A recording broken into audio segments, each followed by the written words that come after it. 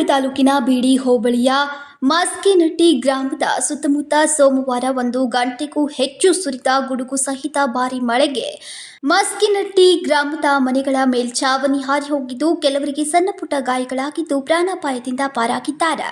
ಸೋಮವಾರ ಸಂಜೆ ಸುರಿದ ಭಾರೀ ಮಳೆಗೆ ತಾಲೂಕಿನ ಬುರನಕ್ಕಿ ಮಾಸ್ಕಿನಟ್ಟಿ ಗ್ರಾಮಗಳಲ್ಲಿ ಗಾಳಿಯ ರಭಸಕ್ಕೆ ಸುಮಾರು 9 ರಿಂದ 10 ಮನೆಗಳ ಮೇಲ್ಛಾವಣಿ ಹಾರಿ ಹೋಗಿ ಅಪಾರ ನಷ್ಟ ಸಂಭವಿಸಿದೆ. ಮನೆಗಳಲ್ಲಿ ಸಂಗ್ರಹಿಸಿಟ್ಟಿದ್ದ ದವಸ ಧಾನ್ಯಗಳು ಕೂಡ ಮಳೆಗೆ ಹಾಳಾಗಿವೆ. 4 ಪತ್ರ ಹೋಗ್ಯಾವ್ರಿ. ಹ್ಞೂನ್ರಮ್ಮ. 4 ಪತ್ರ ಹೋಗ್ಯಾವ್ರಿ. ಹಂಚೆಲ್ಲ ಬೆಳಗಿನ ಹಂಚೆಲ್ಲ ಹೋಗ್ಯಾವ್ರಿ. ಹೌದ್ರೇನ್ರಿ? ಬೆಳಗಿನ ಏನೋ ಹಂಚೆಲ್ಲ ಹೋಗ್ಯಾವ್ರಿ. ಎಲ್ಲ ಕ್ವಾನ್ಯಾಗೆಲ್ಲ ನೀರು ತುಂಬ್ಯಾವ್ರಿ. ಹ್ಞೂ ಏನು ಗಾಡಿ ಅದು ಏನು ಕುಸ್ಕೈತೇನ್ರಿ? ಗಾಡಿ ರೀ ಎಲ್ಲ ಇಟ್ಟಂಗಿ ಈ ಸೈಡ್ದೆಲ್ಲ ಸ್ವಲ್ಪ ಮ್ಯಾಗಿನ ಎಲ್ಲ ಬಿದ್ದೈತ್ರಿ. ಈ ಕಡೆ ಎಲ್ಲ ನೋಡ್ರಿ ಇಲ್ಲಿ ಕಾಲಾಗೆಲ್ಲ ಹಂಗ ಇದನ್ನಾಗೈತ್ರಿ. ಎಲ್ಲ ತುಂಬಿ ಹೋಗೋದೇನ್ರಿ ನಾ.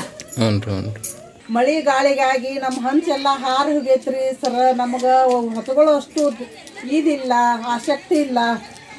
ಏನಾದರೂ ಮಾಡಿ ನಮ್ಮ ಬಡವರಿಗೆ ಸಹಾಯ ಮಾಡ್ರಿ. ನಿಮ್ಮಂಥ ಗೋರ್ಮೆಂಟ್ದವರು ಕೈ ಮುಗಿದು ಕೇಳ್ಕೋತೇವಿ.